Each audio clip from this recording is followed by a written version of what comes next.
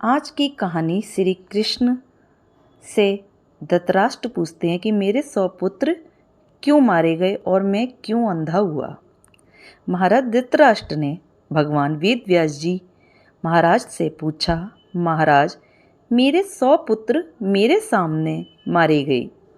बड़ा आश्चर्य है, मुझे अपने पिछले 100 जन्मों का स्मरण है कि मैंने एक भी पाप उनमें नहीं किया, फिर भी मेरे 100 बेटे क्यों मरे मेरे सामने। व्यास जी बोले, अरे मूर्ख, बस तू तो सृष्टि जब से बनी है तब से जन्म ले रहा है, न जाने कब क्या किया तूने। धृतराष्ट्र बोले, तो महाराज बताओ।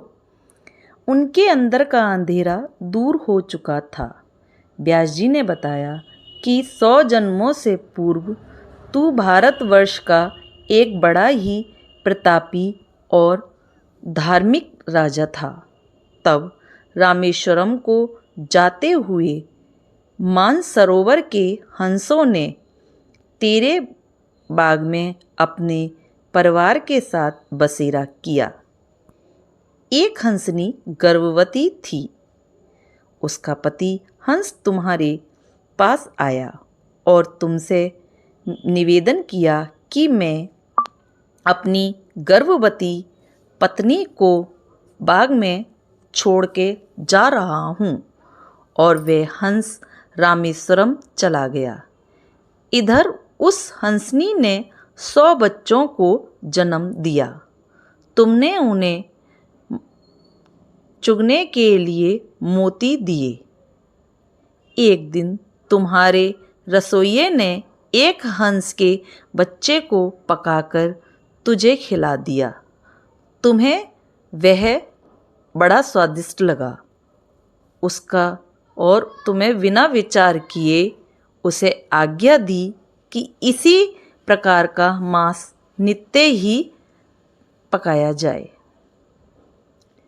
अब देखो, जीव इंद्रिय ने बल पकड़ा।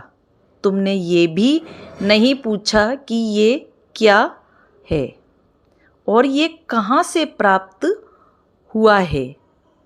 तुम मोह में अंधे हो गए और रोज उसी मांस की इच्छा करने लगी, और इस प्रकार उस हंसनी के मोती चुगने वाले 100 के 100 बच्चों को तुम खा गए। अब वह हंसनी अकेली रह गई।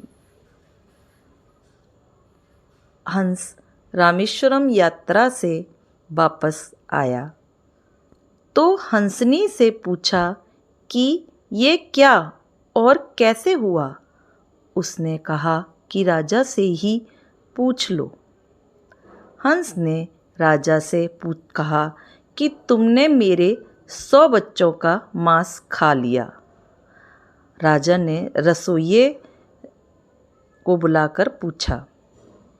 उसने कहा कि महाराज, यह तो आपकी ही आज्ञा थी कि इसी को नित्य पकाया जाए या बनाया जाए। राजा धर्मात्मा था, परंतु इस भयंकर पाप से बड़ा घबराया। तब हंस और हंसनी ने कहा कि तुमने अंधे होकर ये काम किया। तू अंधा हो जाएगा और तेरे सामने ही तेरे 100 पुत्र मरेंगे। ऐसा कहकर उन्होंने प्राण त्याग दिए। हंस और हंसनी दोनों मर गए। व्यास जी बोले, हे राजन, 100 जन्म तक तू राजा और वह रानी एक साथ नहीं हुए। अब तुम दोनों इस जन्म में राजा और महारानी बने हो। तो यह घटना घटित हुई है और उस जन्म के उस कर्म का फल भोगना पड़ा। दोस्तों, आपको मेरी ये कहानी कैसी लगी? यदि आपको ये मेरी कहानी अच्छी लगती हो तो प्लीज़ ज़्यादा से ज़्यादा लाइक और सब्सक्राइब भी करें। देखने के लिए मेरी वीडियो आपका बहुत बहुत धन्यवाद।